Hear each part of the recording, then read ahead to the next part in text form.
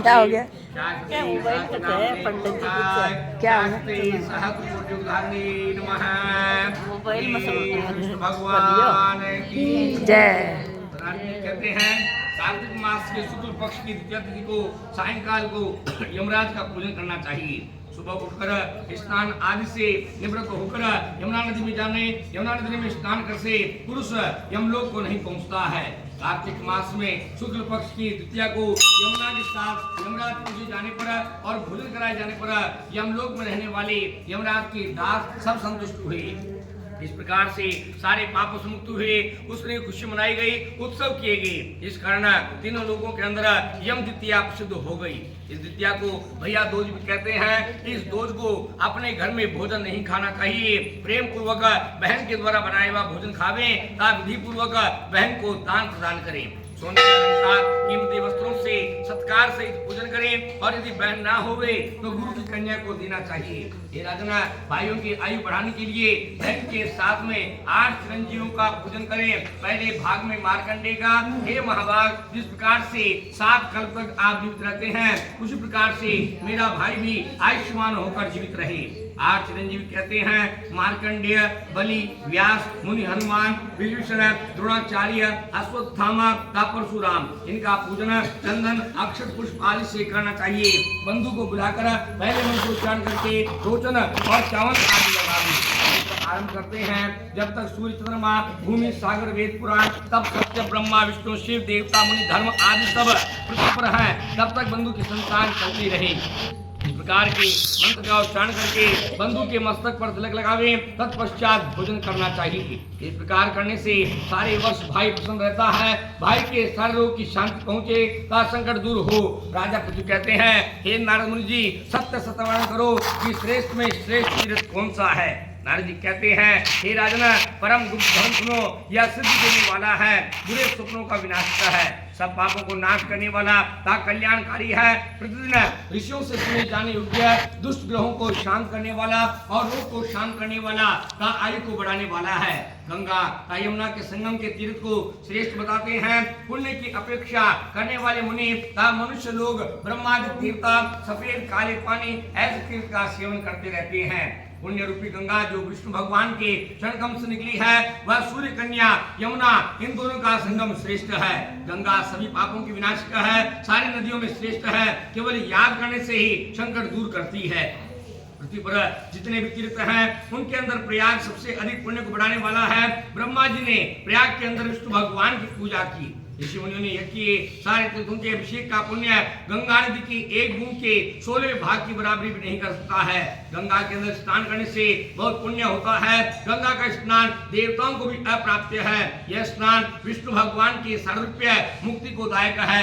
इससे अधिक और क्या उत्तम हो सकता है। यह ऐसी गंगा है जिसके अंदर स्नान करने पर मनुष्य अपने माताओं और हजारों वंशों को श्रेष्ठ गति देकर विष्णु को प्राप्त होते हैं। गंगा में स्नान के पुरुष को देख करके पाप भी सारे पृथ्वी का स्वामी बन गया था। उसके शरीर के छूने से देवताओं का राजा हुआ।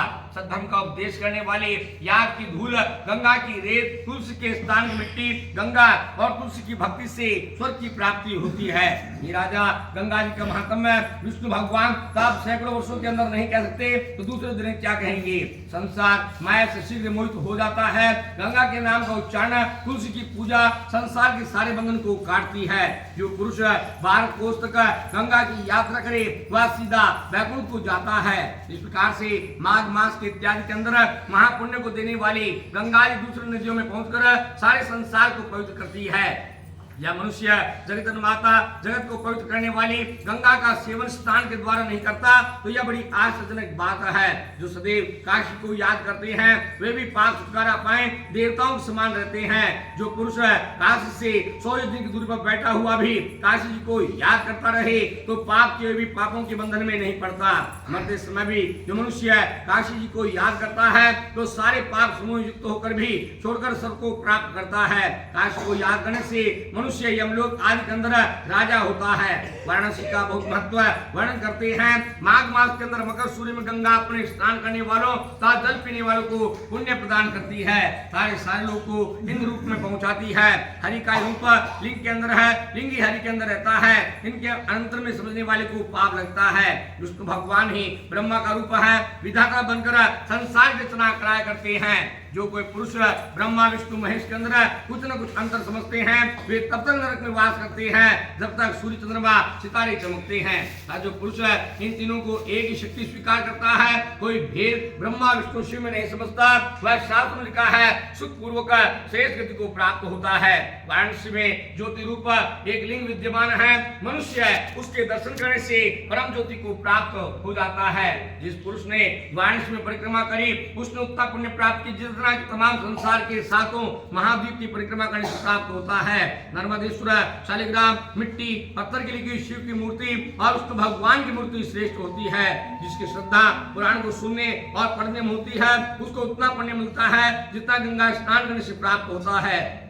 जो पुरुष पुराण का पाठ करने वाले हैं उन्हें विष्णु भगवान का दूसरा रूप जानो तथा उसके पूजकों को इतना पुण्य प्राप्त होता है जितना कि प्रतिदिन की गंगा स्नान से प्राप्त होता है। पुराण के पाठ करने वाले में जितनी शक्ति होती है वह गंगा यमुना के संगम तीर्थ के समान है, इसमें संदेह नहीं है। माँ के बराबर कोई संसार में गुरु नहीं होता और विष्णु भगवान की क्षमता करने वाला दूसरा कोई देव नहीं होता। श्री सागर समुद्र में श्रेष्ठ नदियों के अंदर गंगा सर्वश्रेष्ठ बताई है।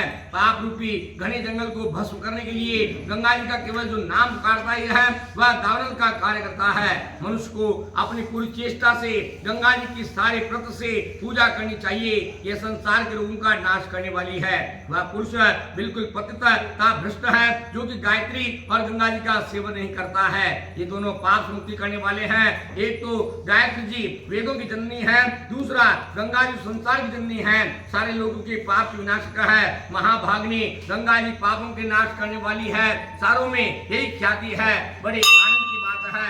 यह सबको स्नान पान दर्शन के द्वारा ही मुक्ति प्रदान करती है। मनुष्य गंगा जी केवल एक बूंद के पीने से अथवा सेवन करने से मनुष्य उत्तम तथा श्रेष्ठ को प्राप्त होता है। ये राजना वह गंगा यही है जिस गंगा के जल के सेवन मात्र से ही जगत के 60,000 पुत्रों ने स्वर्ग की प्राप्ति करी और अपने पाप को त्याग कर मुक्ति पाई। भगवान कहते हैं इस प्रकार से जो कार्तिक मास में गंगा जी को याद करता है, स्नान करता है और उनको नाम लेता है वह भी अंततोगत्वा भगवान के स्थान परम धाम को जाता है। बोलिए कृष्ण भगवान की जय। श्रीमन नारायण नारायण नारायण श्रीमन नारायण नारायण नारायण श्रीमन नारायण नारायण नारायण भजन नारायण लक्ष्मी नारायण नारायण नारायण नारायण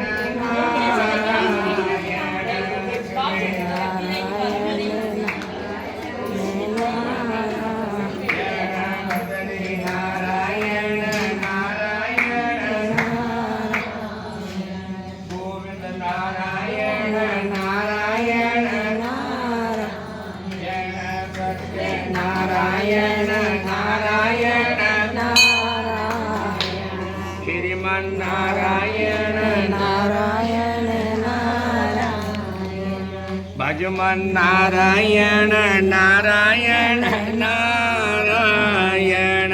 बोली कृष्ण भगवान की